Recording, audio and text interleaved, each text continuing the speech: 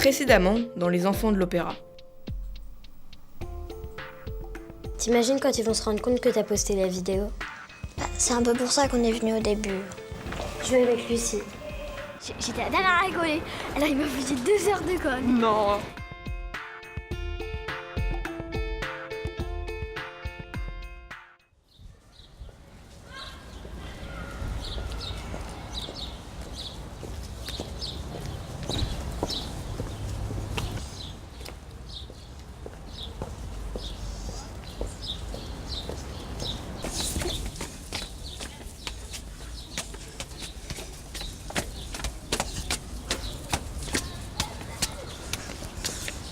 Qu'est-ce qu'il y a?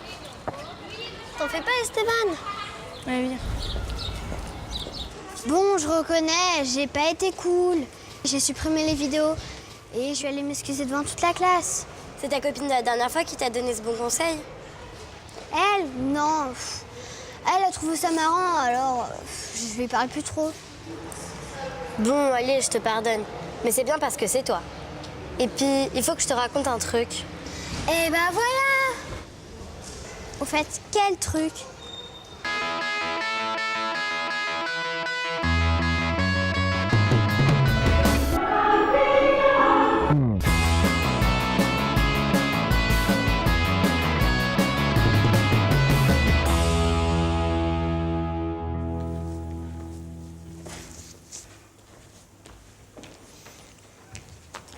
Bonjour. Bonjour tout le monde. Venez par ici. Venez un peu plus proche. C'est un petit atelier qu'on va faire de danse et images autour d'un spectacle que vous allez tous voir demain, a priori, qui s'appelle Entre là, du chorégraphe Lionel Hoche, qui est en résidence ici dans le théâtre de l'Opéra de Massy. Et la particularité de ce spectacle, enfin une des particularités que vous allez découvrir, c'est qu'il y a un dispositif ici dans la scène, sur scène, qui est pour l'instant invisible, qu'on va découvrir petit à petit, des caméras vidéo et des projecteurs qui vont nous capter quand on sera dans l'espace en mouvement, qui vont nous prendre, donc les caméras vont nous prendre, nos images vont être projetées soit sur l'écran derrière, soit sur le sol, mais avec, à l'intérieur, puisque ces images vont passer par un ordinateur, vont être transmis ou traduits à l'œil autrement que juste comme si on était filmé de façon simple. Donc, bon, voilà. Pour qu'on puisse découvrir petit à petit ces différentes images, il va falloir éteindre la lumière dans la salle. Vous voyez, il y a beaucoup de lumière ici dans la grande salle. Il y a des lumières aussi sur le plateau.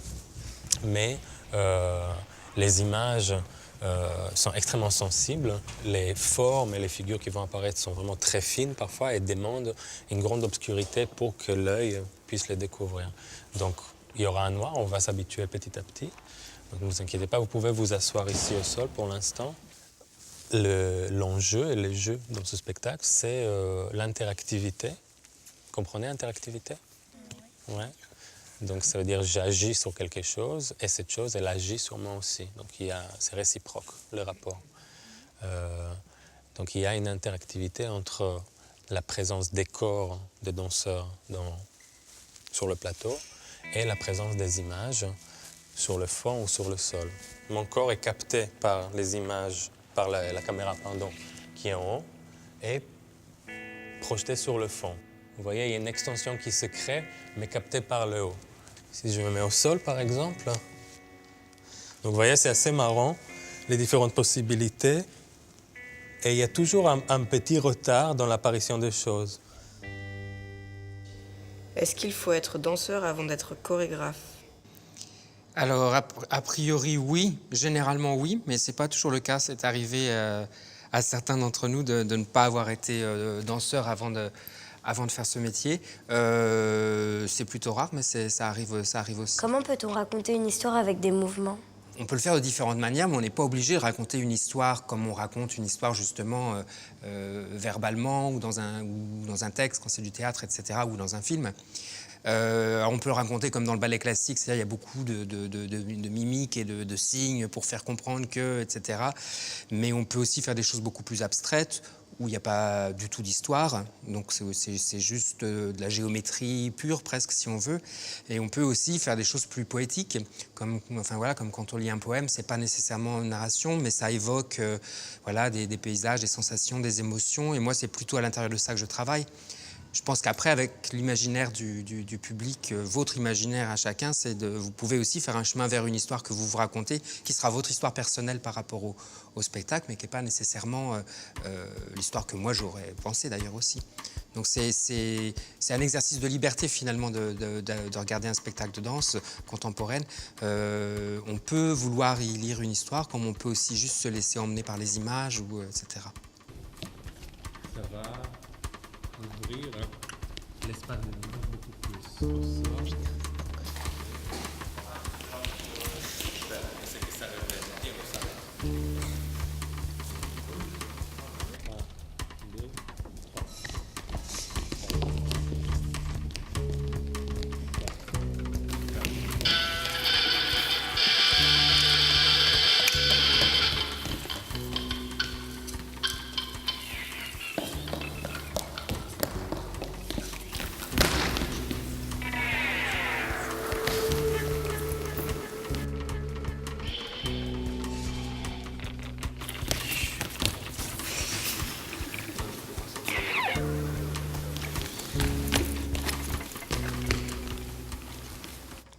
Quel type d'émotion vous aimez que les spectateurs ressentent?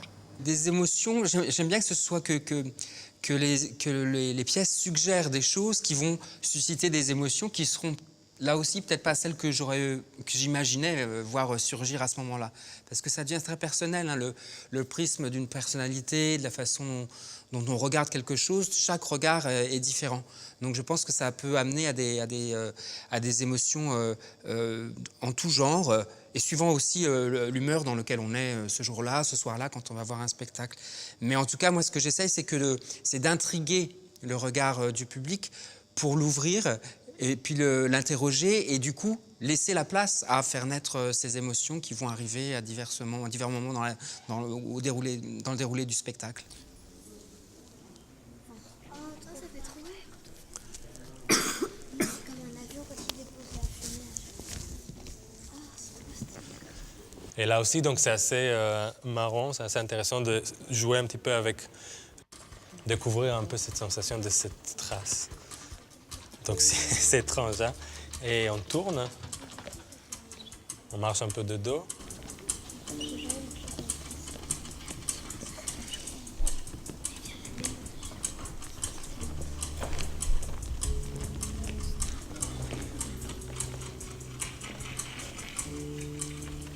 C'est à vous maintenant. Donc vous voyez aussi le temps que ça dépend, ce que ça demande pour que, c'est ça, le temps de disparition pour pouvoir recréer une ouverture. C'est comme si on fait disparaître le noir quelque part, non? On fait apparaître la lumière.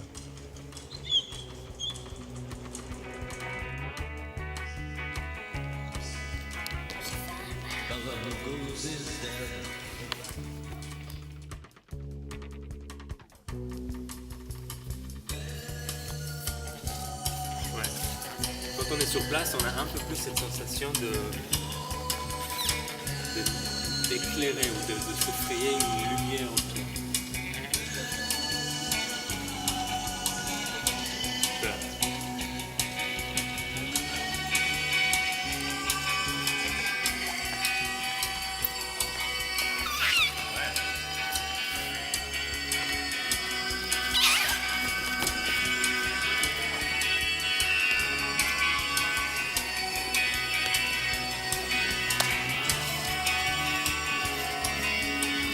Faites comme ça un dernier test peut-être au sol pour voir.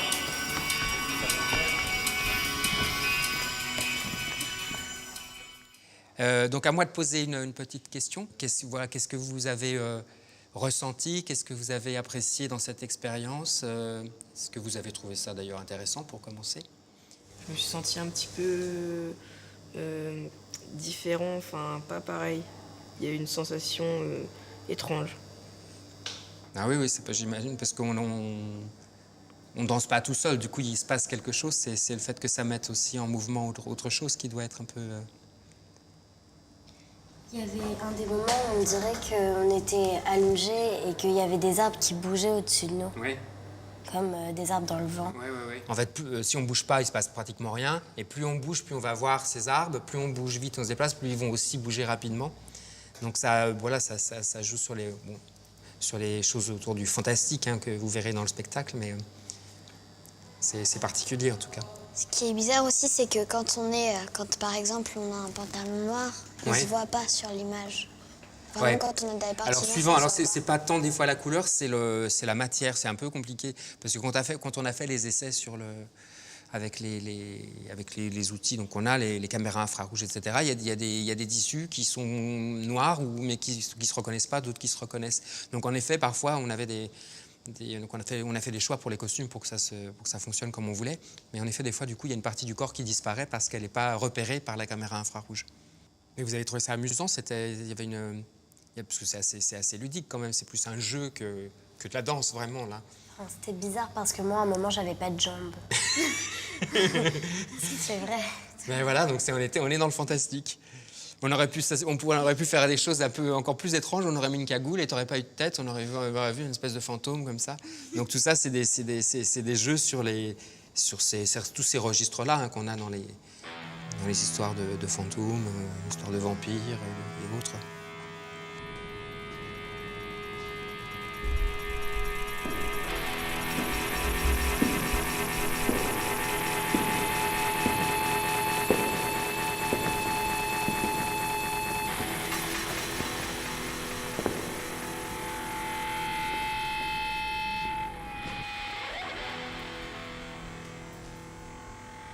Mais qu'est-ce qu'on vous a fait pour que vous soyez aussi agressif? T'as qu'à demander à ta copine. Eh, mais qu'est-ce que j'ai fait, moi, encore? Pas toi, elle.